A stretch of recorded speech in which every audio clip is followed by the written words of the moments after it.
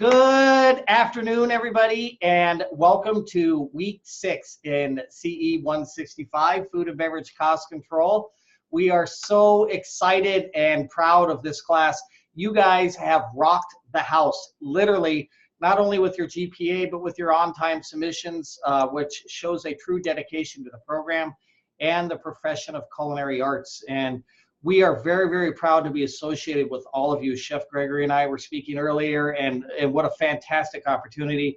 We've been listening to some great comments about how important food is. And then, James shared some fantastic comments earlier about actually utilizing some of these skills now that he's in industry. And it's such a huge thing for us to hear things like that, because that's why we do it.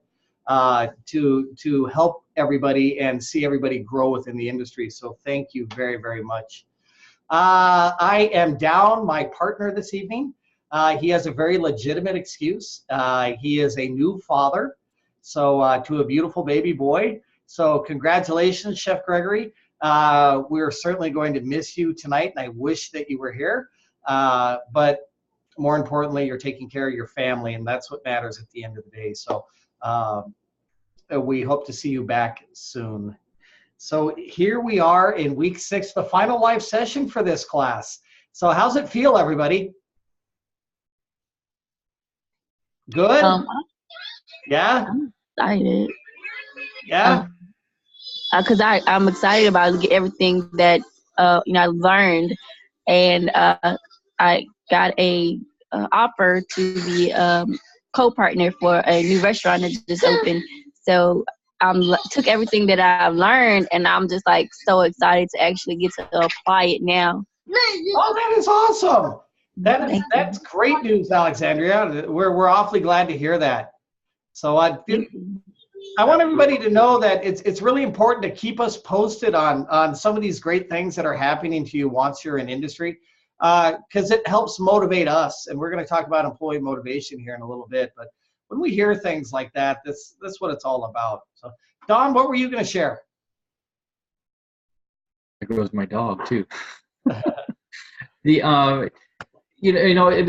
As far as the class is concerned, I mean, it's been really good to understand and see some of these things, and having the cheat sheets and understanding the math. Like I said last week, I think it's been really beneficial. I think the success story that James has, being as young as he is, that's awesome, because starting out early is a plus. I know, like yourself and myself, back in the 80s, things were totally different when we started out doing this stuff. I mean, I took a different career path than this, but to see some of those things and have someone like that and be energetic and say, hey, you can learn from, I think it's just phenomenal to do. Yeah, absolutely. And I second that all the way. It's, you mentioned that, you and I started back in the 80s, which seems so long ago. However, I think it's really important to note that a lot of things have changed, but the most important things have remained the same. And some of the most important things would include professionalism, the way we communicate, the way we present ourselves, our work ethic, our reliability, our accountability. All of those things have remained steady within the industry. So carry those things forward, but also keep your open eye onto the changing world, especially within culinary arts. Don, what were you? I was going to say, just to caveat off of that, we may have stayed the same in the business and how we develop things, but our focus has shifted on how. I mean, everything's still math is the math. New math is new math, right? From the Incredibles movie. But no, it's our focus has shifted. Shift changed a lot, and I think we bring more emphasis. It's like cooks and chefs today are more recognized than they were in the 80s, because we hid in the kitchens. Yeah. It wasn't, where's the chef? You couldn't get in there to see them. Now it's like, oh, there he is, that sort of thing, or there she is. So yeah, I think it's our focus has really moved around a lot, and it's brought to the forefront, which is great. Something really key to feed into that is back in the 1980s, I believe it was the 1970s, that they changed the job classification of an executive chef from a blue collar to a white collar worker. And so it's Right. still fairly new. It's only 30, 40 years old. And executive chefs, at the end of the day, are business managers in financial matters.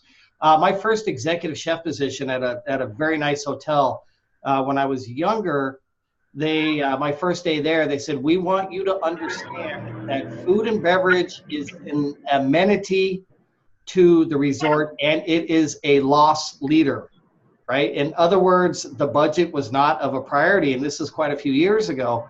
That has since changed considerably. Now, food and beverage is considered a major tool for a resort, and it is a major draw, and it is a profit center. So this class of all classes will carry you very, very far into the future. So definitely good words of advice. Thank you for sharing, everybody. I appreciate that. Tonight with the chat, since I do not have an evaluator with me, make sure that we keep the chat under control, and I probably won't be responding because I'm not smart enough to do the chat and this at the same time. So we'll have to make sure that we take care of ourselves within the chat room.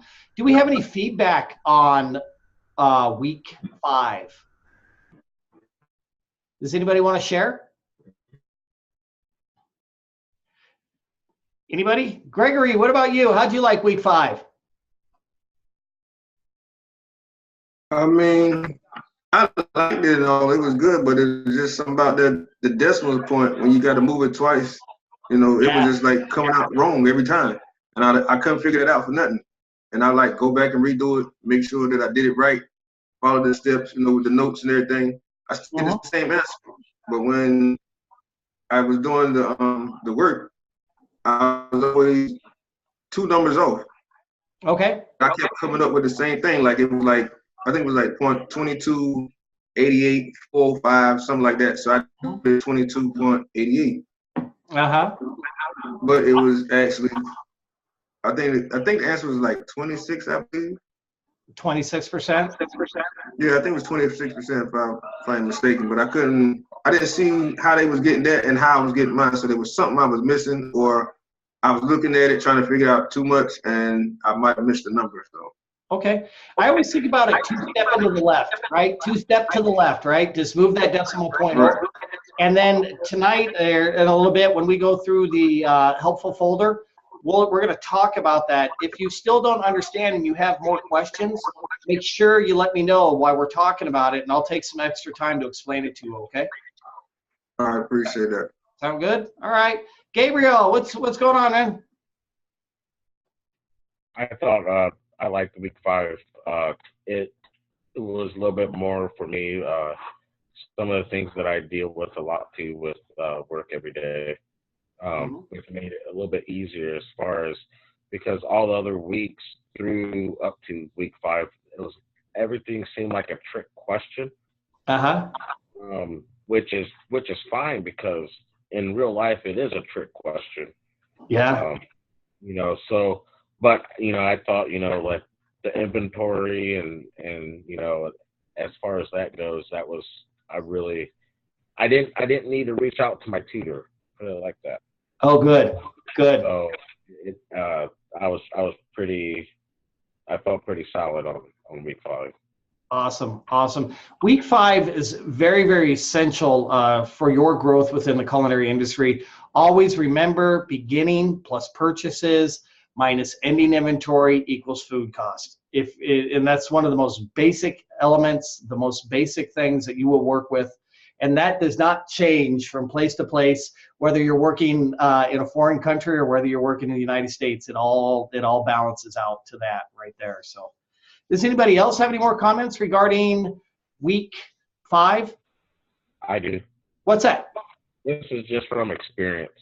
One thing that, you know, to watch out for when we're out here in the real world, you gotta remember that the representatives for the food companies that we get our product from, you know, it's their job to sell you as much as possible.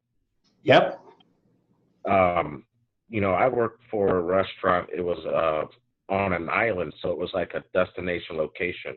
Mhm. And so, it was a tourist attraction. But I can't even think of what the name is for him. But the salesman for the company, he had the one chef this summer.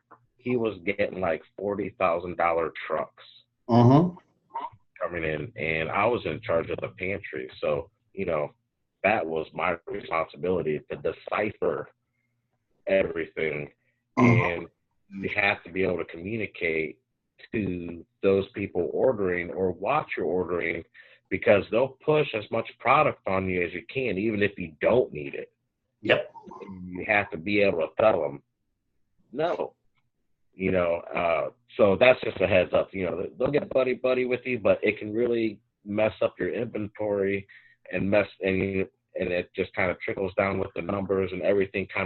It's a domino effect for everything else. But just like I said, it's a business, and that's their job to sell you as much as they can. That's their living.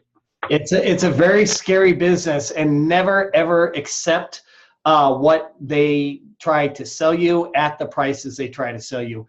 They are there to make money. I always remember I became a sous chef at a 5-diamond restaurant, and I was in heaven.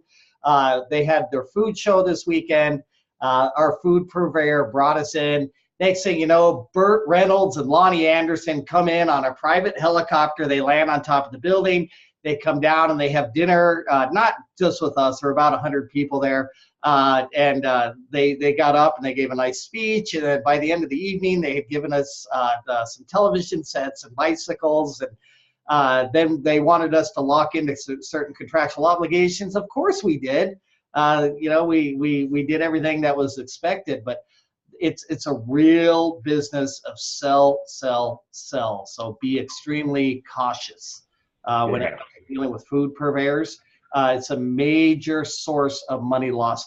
Food purveyors today, whether it be Shamrock, US Foods, Sysco, they all work on what's called tier pricing or street pricing. And depending on what your level of commitment is with that company will depend on what your level of pricing is. You do not have to accept the prices that they give you. If you do, you're playing the part of the fool. You can always get that price a little bit lower.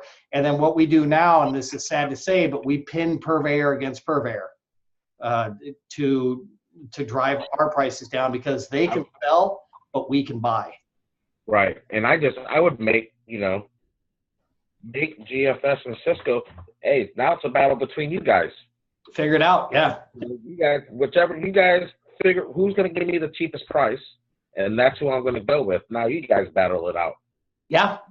Whichever, it's green beans are green beans.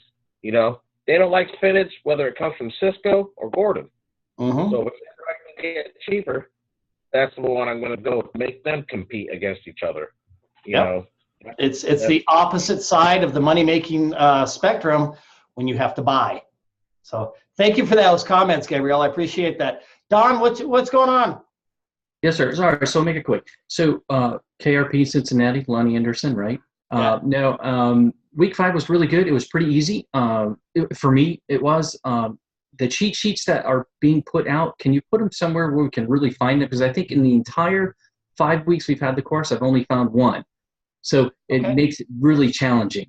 Yes. And the other part, James, I would just say that, know the difference between a good leader and a boss. A leader will help capitalize on people's strengths, which you should capitalize on your own strength and teach those around you. Even us older guys or older gals, we're willing to learn when we see someone who's invigorated, who can do those, and a boss only dictates. So capitalize on that strength, and I can only hope to cross paths with you somewhere, or the remnants of it, because what you're learning now is so vital to this organization and this type of business, and I would only want to support you in what you're doing. So continue doing that. It's just going to be phenomenal. So absolutely. Thank you for your comments, Don. I appreciate that. James, what's going on? Hi. I actually really appreciate those comments too, Don. Thank you. I try to lead by example and motivate the staff. But anyway, no, back to week 5. So inventory, I had a question because with your experience in hotels and resorts and things like that, did you ever come across not doing inventory at all?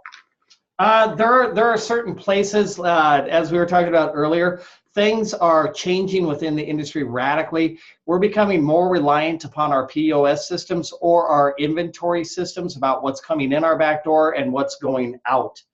Now, a lot of places have begun to rely upon those systems to develop a fairly accurate inventory. However, when they go to reconciliate, they discover discrepancies between what actually went out and what was bought, and then they'll switch over to physical inventory systems. But I would say about 90% of the facilities out there still do physical inventory systems, and I'm a big believer in them. Okay, just because where I am right now, my head chef, he's like, oh, we don't do inventory. And I was like, well, how do you track food loss? How do you know these porterhouses aren't walking out the back door? Right. Don't worry about it. And I was like, well, because I'm being put in a restaurant, I'm like, can I do inventory? He kind of seems to think that it's going to be a big waste of time. But with my expectation of needing to hit a 17% food cost, yeah, especially when the entire casino is 50 to 55%, that's kind of so he's going to let me do it, but I've never heard of a restaurant not doing inventory and keeping track of their food loss. It would be my recommendation under those circumstances not to do an inventory system in a traditional sense, but to do what we call a high dollar inventory or a market basket inventory. And what that is you would take, I assume that you sell a lot of steaks there, and those would be considered high volume items. You could take your porterhouse, your ribeyes, your fillets, and your other cuts of steak, inventory those on a weekly basis, and then cross-reference it against your POS system. So your POS system is going to tell you exactly what you sold, and you had your beginning inventory, and that'll tell you exactly what you should have on hand. Perfect. Thank you so much. Yes, that might be a good way to kind of ease his concerns about that. So thank you. Who is next? Mandy. What's going on, Mandy? Hello. I first of all, last week I warned you at the beginning the wheels would come off, and they I gathered them back up and I got them. Yeah, girl. I had to literally close the computer, walk away and do something completely different, and then come back with a fresh head because I was like, But commenting on something about the inventory we were discussing, I've worked in as part of a receiving team. Well, I worked for Home Depot, and I worked in the receiving department. They receive the entire truck.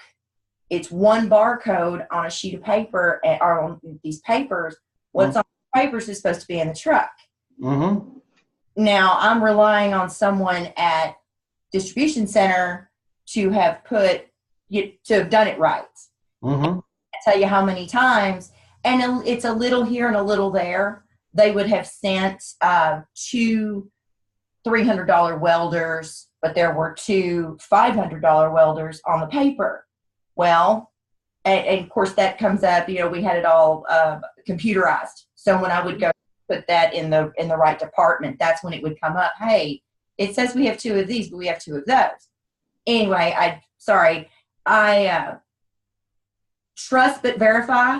I believe that's the thing. That worked in our favor, but just as many times I would see, and we only did an inventory of the store once a year. And we had a certain percentage, but like James was saying, if it's your head on the block, if it's not right, I'd go ahead and do, like you said, the market basket or the high dollar inventory. And that's a great point that you bring up. And for those of you that are battling food cost issues right now, something that we do quite common in industry is we will weigh meats and fish and produce as it comes in the back door. Not every box, it's time consuming, it takes forever. But if you just start with a market basket or a high dollar inventory, you'll find even if they're off, 0.1%, you have to remember you have to sell 4 more percents to make up for that 0.1% that they overcharged you on that. And then a lot of places too, they'll mess up on tare weights. And for those of you that aren't familiar with tare weights, when you buy a cryovac porterhouse, you are not to be paying for the cryovac packaging. You're only to be paying for the actual porterhouse steak itself. But a lot of companies will roll that price of that cryovac into your food, and that is tare weight. That tare weight is to be removed from your pricing. So that's another little thing that we do. So sometimes it's a good idea just to spot check a couple items coming in your back door. It not only gives you peace of mind, it balances your inventory, but it also keeps your food purveyor on their toes. By the way, this guy checks everything. So that works with your employees too sometimes. Yeah, we're going to talk about that here in a bit. Yeah, they know you're just going to randomly show up and start counting things. They're like, oh. You got it. Does anybody have any other questions before we move on? Any other thoughts? James, you got your hand up. There you go. Gabriel, you still have questions? Y'all good? All right, ladies and gents, let's move on to the next part of this afternoon. Please remember that all assignments, including makeup assignments, are due no later than Sunday, February the 17th by 11:59 p.m. Central Standard Time this week. This is the last week of this class, so make sure you have all of your assignments and all your work turned in no later than Sunday, February the 17th at 11:59 p.m. And if anybody wants extra credit in this class, which never hurts, please take the time to do the end of course survey, which is up at the top of the class page. Please take a moment to fill it out. It is worth some extra credit on your grade. It will help you out in the long run. It's a pretty significant amount. I don't remember if it's 5 or 10% boost to your grade. So take a moment to fill out the end of course survey. Those of us at Escoffier really appreciate all the honest feedback. The reason this class has gotten to be so good is everybody's provided feedback to help make it better. So continue providing that good feedback. It really helps us out. And one other thing before we delve into this week's lesson, please make sure that you continue to work with these numbers. Everything that you have learned so far in Escoffier needs to be mastered. Mastery is an important skill. Just because you can brunoise does not mean that you can brunoise on a quick, regular basis. You have to continue practicing, practicing, practicing. These numbers fall into the same category. You must practice, practice, and practice. After a while, once you become an old horse like myself, you can sit down and you can do this stuff in the back of your head, not always accurately, but you can get pretty darn close because you will understand exactly what is being asked and how that works. So make sure everybody remembers that. Let's take a look at our week 6 class page to make sure that we're all on the same page. Remember, all assignments due, that includes makeup work, no later than Sunday, February the 17th at 11:59 p.m. Central Standard Time this week. We cannot take late submissions. They have to close the block out because our next block turns around and starts right away. So please make sure you have everything submitted. If you have any challenges, make sure you get a hold of Chef Gregory or myself. We'll walk you through, we'll help you out. Research materials, we're going to talk about some of that stuff this week. Make sure you do them because there are questions in there and those questions do count. So make sure you take the time to do them.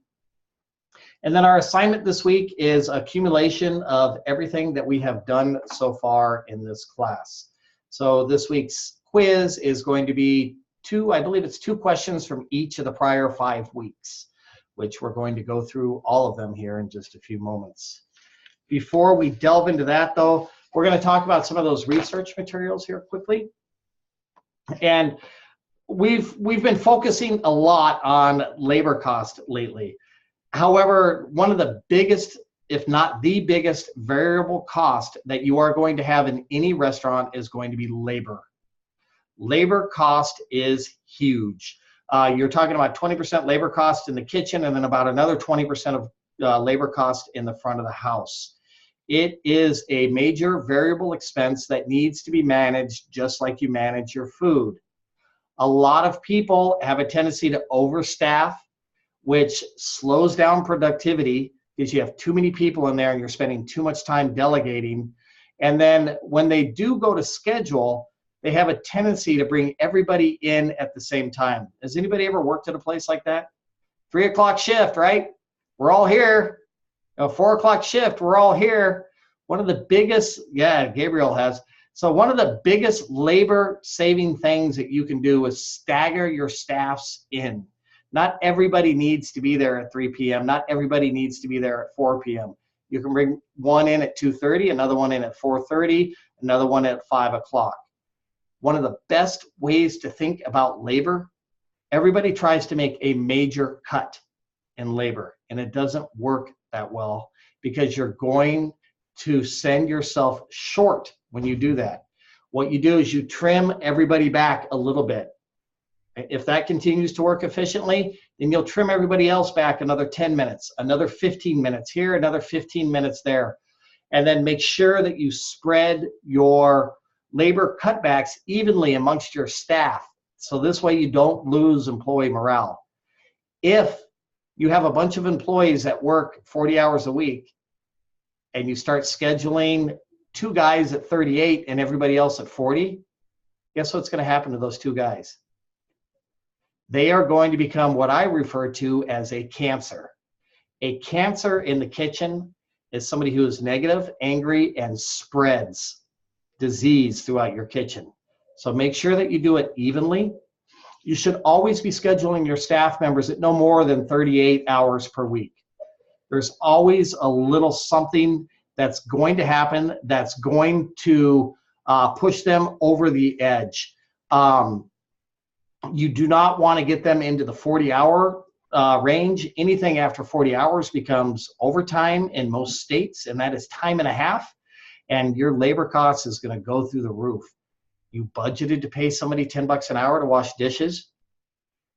If you miss schedule and you don't do it right, you're going to end up paying that person $15 an hour to pay dishes, right?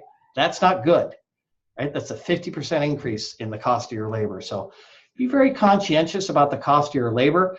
And also remember, once you are in industry, we don't only focus on food, we focus on labor and all of our other expenses as a chef. If you're paying somebody $10 an hour, in addition, you're also paying that person on average an additional 23.5%. Because that covers cost of employee contributions, insurances, everything else. So I come from a background of larger hotels. Most of my staffs have had a 100,000 plus payroll per month, right? $100,000 a month. Now you tack on that 23.5%, that's $23,500 in additional benefits. So you have to think about things in a big, big picture. If you decide, if somebody comes to you and they start complaining that, hey, I need more money, right? You give that guy a 50-cent hour raise, that riffles through your staff. Next thing you know, you've given everybody a 50 cent an hour raise to keep everybody happy. And then next thing you know, that $100,000 payroll has increased 5% because of that 50 cent raise. Now you're paying another $5,000 per month in labor cost that you didn't have to pay before. So be very, very conscientious. I believe that raises in the restaurant industry should be based on performance, not based on what a staff member says they can do. Does that make sense? I don't know if any of you have ever dealt with staff members before where they come in and they say, hey, if you pay me another 50 cents an hour, I will be the best line cook you've ever had, right? If you pay me another $1 an hour, I will be the best dishwasher you've ever seen. We don't do that. We pay based on the fact that they are the best dishwasher we've ever seen. Don, what's going on? Yeah, you know, I see a lot of companies now today in trying to do the overlapping, the gapping in between employees so that you can do that and you can stretch it out better so they don't really notice it as much. And the other thing too is I see them going to commercial kitchens, the renting like Airbnb and those sort of things. Because when you're renting those kitchens, it's only for a certain amount of time. Mm-hmm. Or if you go into a local restaurant and you can use their kitchen, but you use it on their off hours, so you're not competing of kitchen hours. So I've seen some of that too. It's a new concept for me to understand that. It's like, it's good. It's kind of cool. I guess that's more of the lines of gut trucks. You can't cook certain things in states on a truck, so you have to do it in that commercial kitchen, and that will cut your labor down, I think, significantly too. Oh, absolutely, absolutely. Especially when you only have a place they could work at for so many hours. I think that really helps out quite a bit. Right. Yeah, and that makes a lot of sense in the long run. But I got you, Mandy, in just a sec. But just remember, once you get into industry and you begin, and those of you that have been doing it already know this, you have to manage your labor just as much as you manage your food cost. You cannot turn a blind eye. Labor will eat you alive. There are a lot of what we call clock cowboys in the restaurant industry, meaning they like to get on that clock and ride it for as long as they can until they get bucked off. And 15 minutes here, 20 minutes there, 10 minutes here is what kills restaurants. It's nickel and diming you to death. You have to remember, if you have 100 employees, and each one of those employees gets an extra 10 minutes, right? That's an extra 1,000 minutes that you're paying. Divide that by 60, right? That's another 20 or 18 hours in labor that you're going to have to pay out for a job that doesn't exist. So be very conscientious about that. Let's get to James. James, what's going on? Hi. So I just had a comment. Yes, I have had cooks come to me before at my last job and say they all wanted raises, and I really thought that they deserved them because of how hard they worked. But I showed them, I'm like, our food loss has been the worst this restaurant has ever seen right now. So every time you guys throw a burger away, you're throwing a steak away, you know, you're throwing food in the garbage, you're throwing away your raises. Like, there's not just a big pool of money in the sky that I can just grab and give to you. And then I started putting buckets on the line, and every time they had to throw a piece of food away, don't throw it in the trash, throw it in that bucket. And then at the end of the night, look at those buckets on the line. That's your raise. And it really, it was a good see it for them. And, you know, and then they kind of changed their whole attitude about give me a raise to I'm going to work towards getting a raise. I value the fact that you're trying to change things and show them. I think that's brilliant, and that's the right attitude to help curve those types of problems. A lot of times restaurants will run into that type scenario and they don't do anything about it, which just kills the employee morale. That's the worst thing you can do in the restaurant industry. You need to approach these things head on and make sure your staff is well educated about what's going on. I've been in the restaurant industry my entire life. I can justify to anybody why I should be making more money, right? Other than the fact that the business needs to stay in business by making money. So that's the end of the whole thing. So thanks for your comments, James. Samantha, what's going on? So going back to the whole renting a kitchen thing, I actually rent a kitchen. I have two businesses. Called Two Meals. It's a meal prep business, and so they order online, and then I prep their meals for the week and then ship them off to them in the mail. And so I rent a kitchen from a restaurant that's closed twice a week, and they close on those specific days, actually, because she's a friend of mine, and it worked out that way to where I could do it that way. And so one thing that's beneficial is I have to have help. I obviously can't do 600 meals by myself. And so I'm able to take in her staff and pay them, you know, $15 an hour, whereas she pays them 12 something or another. And so it's kind of like they get the overtime, but I'm not actually paying them overtime because they're only working for me 2 days a week for 6 So they work full time for her and part time for you. Yeah. So, and then I also rent another kitchen that I cater out of. Because my trailer I don't have a sink and all that kind of stuff, so I have to have a kitchen for prep, and it's the same thing. I rent a kitchen on the weekends whenever I'm prepping, and her staff comes to that kitchen instead because her restaurant's still open. So the ones that are off, I'm able to pull from her staff. And it works out really well that way. And I think that's some great ingenuity, because not only does it save you a lot of money, like Don was talking about a moment ago, but it also provides a great opportunity for those people to make some additional money. So it's kind of a win-win situation for everybody. So great comments. Thank you. Thank you. Gabriel, what's going on? first off, kudos to Samantha. That is awesome. Absolutely. Yeah. Definitely. And for James, I've worked for a couple of managers that were all about food cost, and we did not throw food away for about a month. And every night we weighed out the lettuce, the cheese, we separated it. They figured out what the waste was, and they had their food cost at like 17%, which is crazy.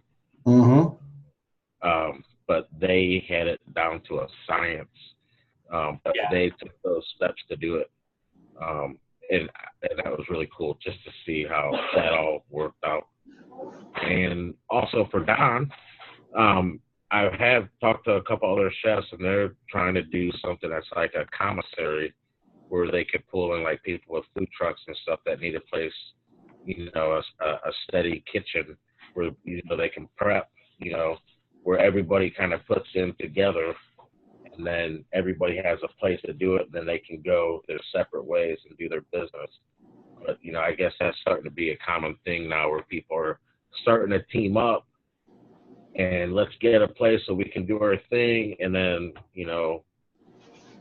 go out and then, even here, like in Ohio, that works out too because the weather changes every 10 minutes.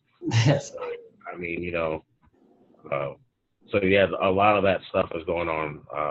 I just wanted to. James can run it. Yep. All right. Thanks, Gabriel. How about Mandy? What's going on, Mandy? Hello. Okay. I had one quick question about when we were talking about my long-term plan is eventually to have my own business. And can you give me any just advice as far as should I try to start it small and do it on my own and then maybe hire labor, or do I need to work that into my business plan from the jump? That I will give you. I'll give you a lot of advice about that. If you want to reach out to me on the side, I'll be glad to share some of my theories about what I think are best to do in that. I'm a big grassroots kind of guy. So if you want to reach out to me on the side, I'll go ahead and share that information with you. That's fantastic. Thank you. You're welcome. Samantha, did you still have a question? Y'all good? Okay. Let's keep moving on here. I don't want to run out of time tonight. And okay, so we talked a little bit about schedule. We talked a little bit about employee motivation, and with what Gabriel just said, it jarred something in my head. Kitchen staffs can be like a pack of dogs, right? And if we've all thrown tennis balls to a dog, and if you throw a tennis ball, the dog focuses on that tennis ball and goes for it, right? And then everything else around them becomes blank. And when you take a staff, especially a culinary staff, and you drive 100% of their focus on the food cost, then guess what's going to happen to everything else around them? Right?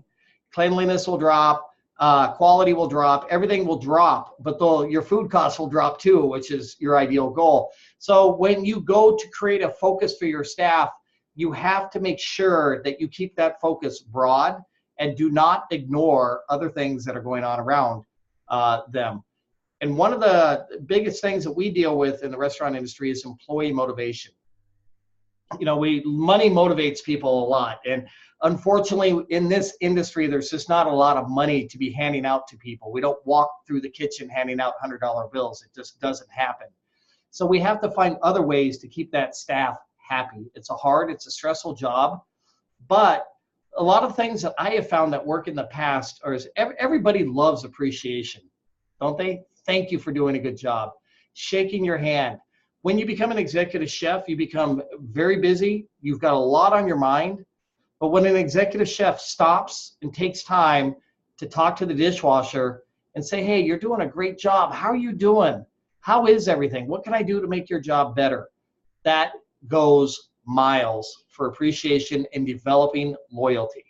Another big thing that you can do is to get people to buy into your restaurant.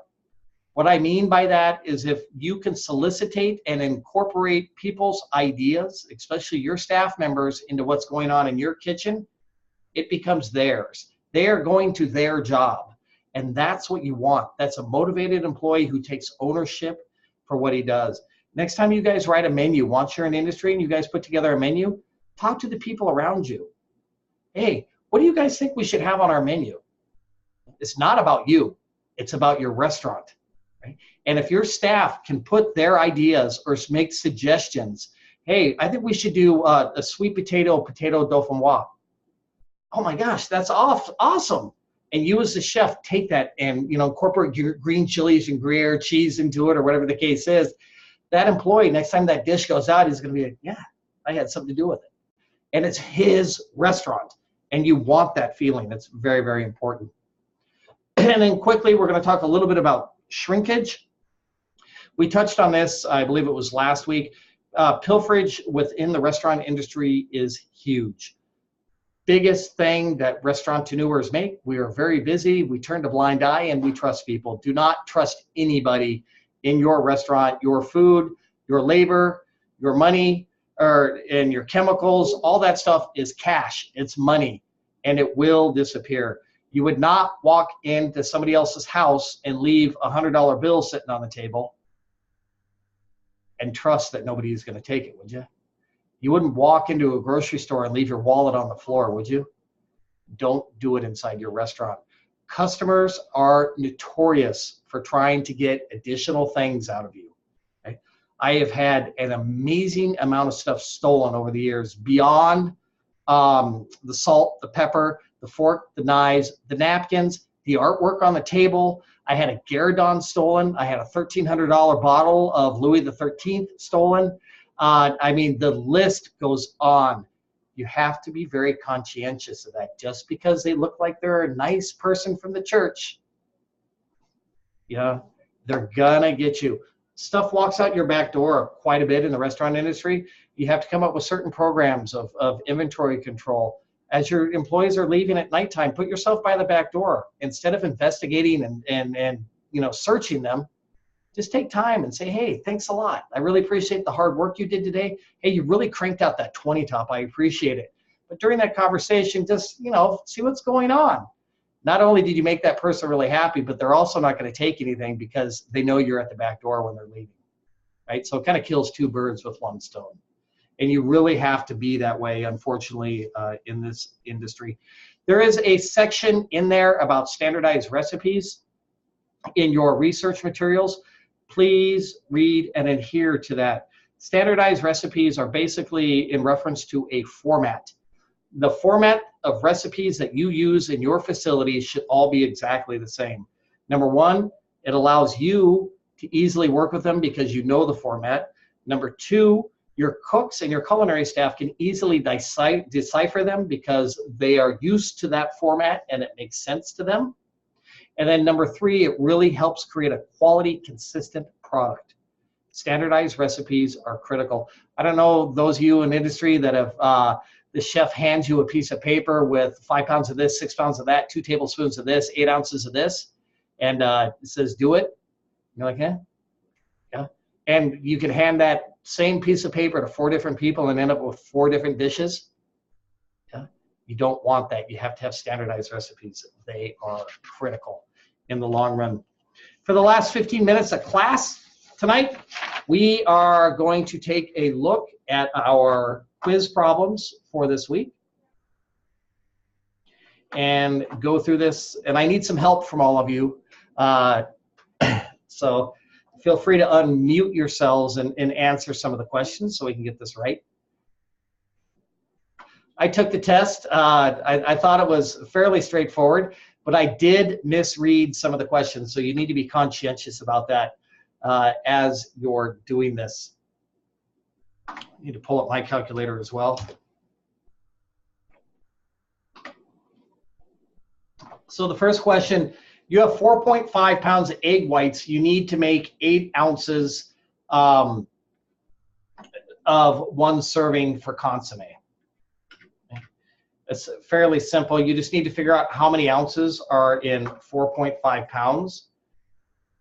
So to figure that out, you'll do 4.5. How many ounces are in a pound? 16. How many?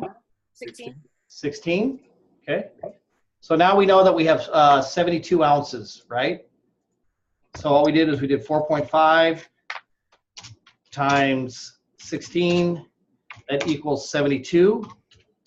And then what's our portion size? 8. 8. So we're going to do 72 divided by 8. And then we'll know that we need 9.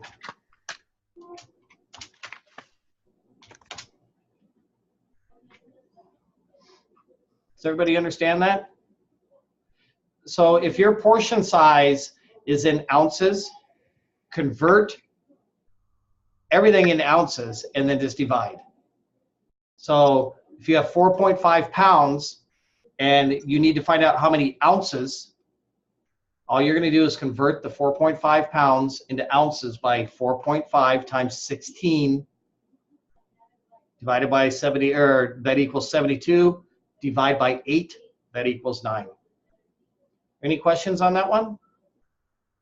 Everybody understands? It's fairly simple. This is kind of a trick question. If you read this carefully, there is a question just like this on the actual test. There's really not any math involved in this question. You have 8 quarts of brown stock. You need 2 pints to make 1 serving of braised short ribs. How many servings can you make? Does everybody understand why this is a trick question? You can make 8 servings. 8 servings, right? So if you read the question carefully, 2 pints equals 1 quart. And you have 8 quarts, so that would be 8 servings. Does everybody understand that?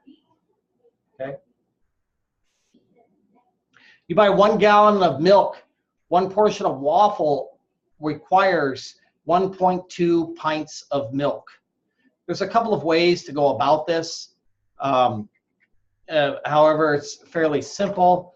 So how many pints are in 1 gallon? 8. 8, right? And then what is your recipe size?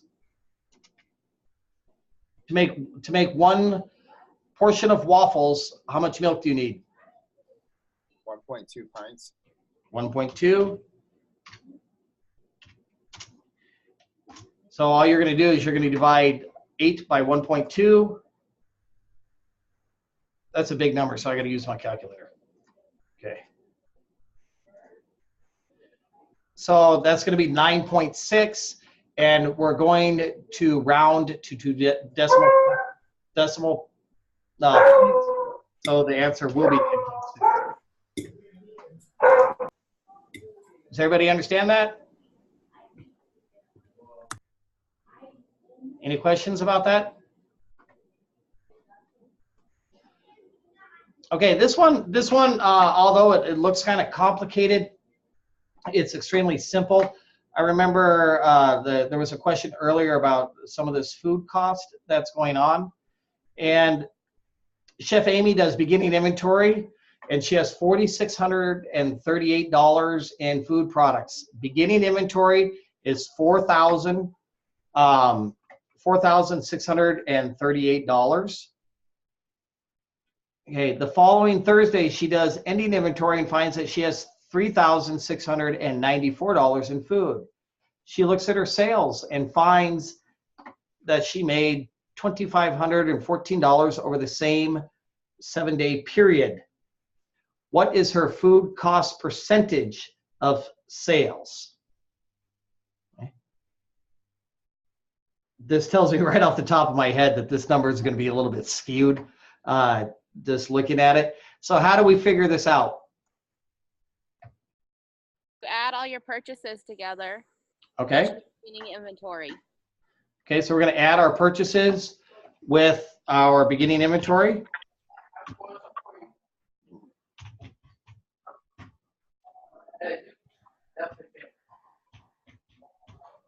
You have 11,195. Okay, so we took our beginning inventory, we added all of our purchases, and what'd you say that number came to? 11,195. Okay, and then what are we gonna subtract? 24. We're going to subtract our ending inventory, right? Our ending inventory was 3694. That's great. You get 7501. What was that? 7501. 7501. Okay, so now that we know our total food cost was $7,501. $1. Yes, $7,501 was our total food cost. That's how much money we spent on food for that week. We're going to change this number up here at the top because otherwise it's not going to work out too well. Our total food sales were what? 25,000. Oh, total food sales. Yep, 25,140. So we're going to divide our total food cost of $7,501 by 25,140. You're going to get 30%. There we go. I like that. So 7501 divided by 25,140 equals, now that comes up to, the answer comes to 0.2983. So if we were to round this up, what would it come to? 30%. 30%, because the 8 is above 5, so we round up. So the answer would be 30%. 30% or 0.30. They're both the same thing. Does that make sense? Gregory, did you have any questions? No, I got all that. Yeah, does that make sense to you? Yeah, that makes sense. Okay. So the next one, Chef Charming and his mother sell cheesecake sandwiches at their food truck. And they were going to caramelize onions. And they want to know, what is the EP for fresh onions after caramelizing? So what are we going to do?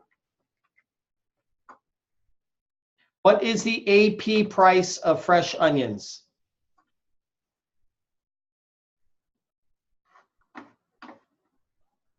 Anyone? Is it the $4? $4. Okay. And then what is the yield?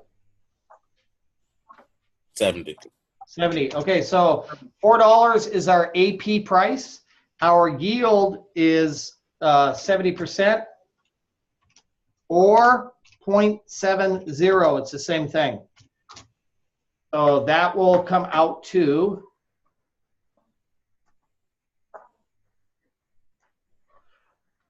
$5.71 a pound.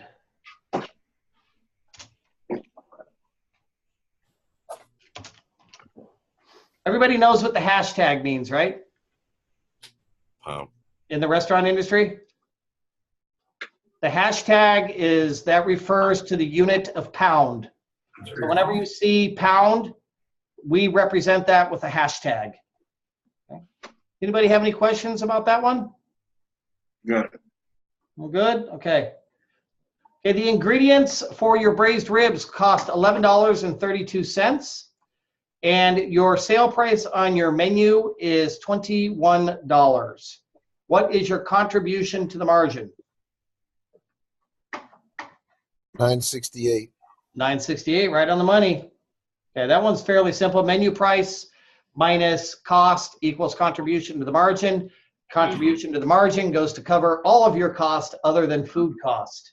Runny nose, sore throat, common cold symptoms, flu or flu-like symptoms. Hey, here's another one. Ingredients for your brownies cost $2.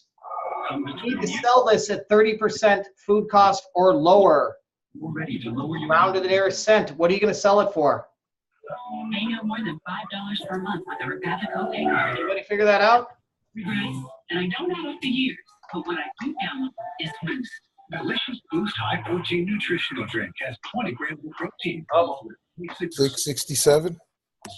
Okay, now you're gonna round that. That's rounded down. You know, I used to be good at this. I'm gonna have to mute everybody. Somebody's got something playing in the background there, but you can unmute yourself. Just I'm close to. there you go. So we're gonna do 2 divided by 30%. 667 is the correct answer. That is correct. Okay, here's another simple question. Chef Amy does beginning inventory on Thursday night, finds that she has $4,364 in food products in the restaurant. Those are her purchases for the week. The following Thursday, her ending inventory is $3,105. She looks at her sales and finds that she made $2,133. We should add a 0 to that. Chef, we can't see your screen. We only see you. Oh, I'm sorry. There we go. How's that? Can everybody see the screen? Perfect. Perfect. Okay. So basically, they're asking what her total food cost is as a dollar figure, which is the very basic, simple formula of beginning inventory plus purchases equals ending inventory.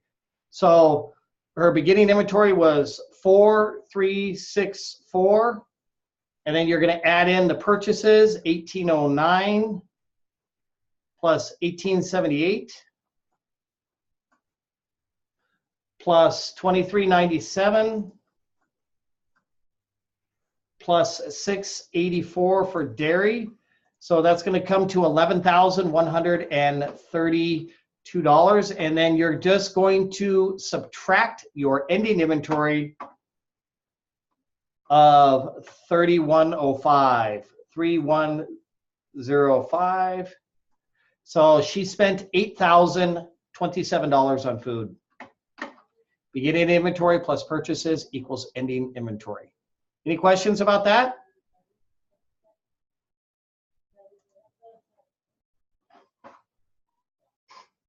Does anybody have any questions so far?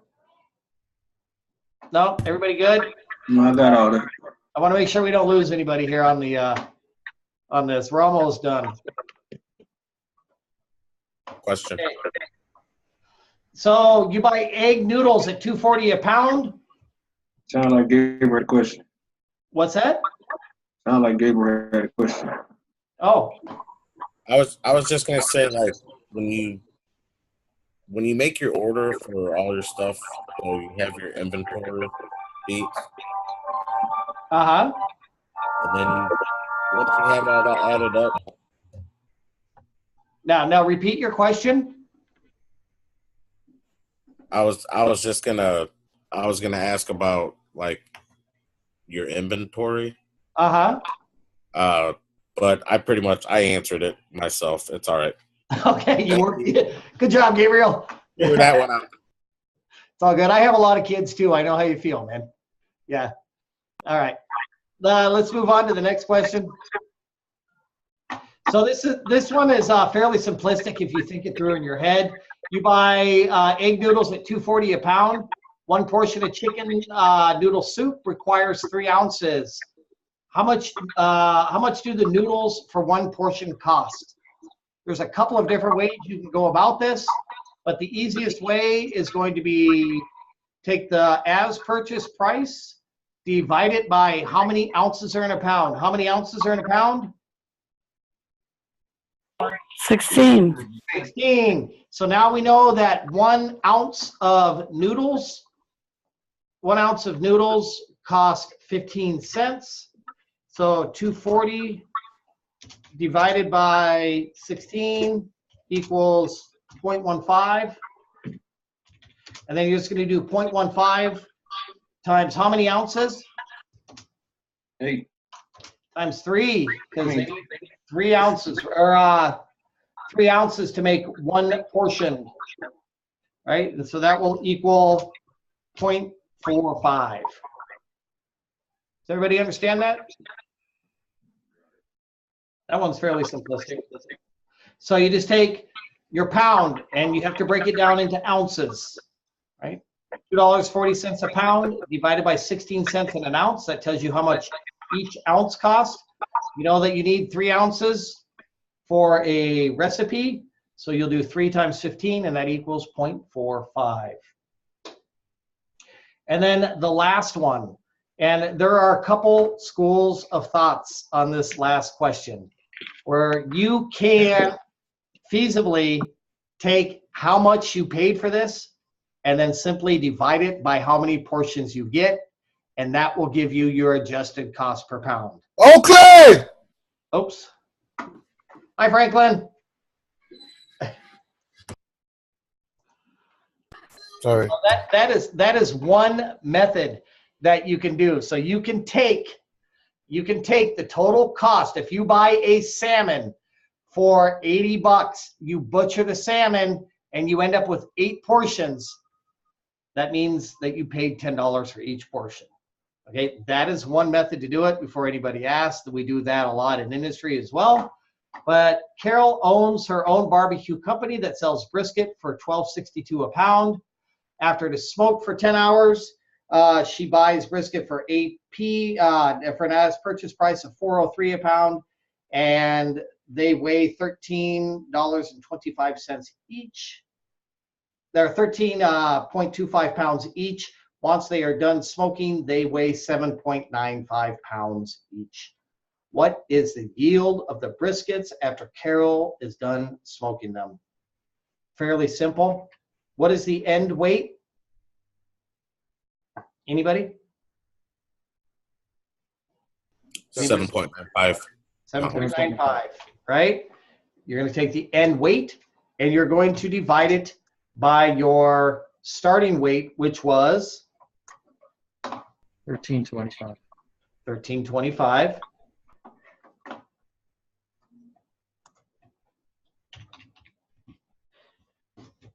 I got to use a calculator for this one. It's 0.6. 0.6. So 0.6 is what percent? It's 60%. 60%. Thank you. 4.60. Does that make sense to everybody? Yes. Okay. Fairly simple. It's just basically all the stuff that we've worked on over the past 5 weeks. We'll put this this help sheet into the class page here following the class so everybody can refer back to it. As a reminder, make sure all of your assignments and missed work and makeup assignments are turned in no later than Sunday, February the 17th at 11:59 p.m. Does anybody have any questions before we wrap it up? As a big thank you, you guys rocked the house. You guys have been fantastic, and I've enjoyed having all of you as students. Samantha, did you have a question? I do have a question, just because Sure. I'm in the process of opening a restaurant, and I've never worked in a restaurant before. Uh-huh.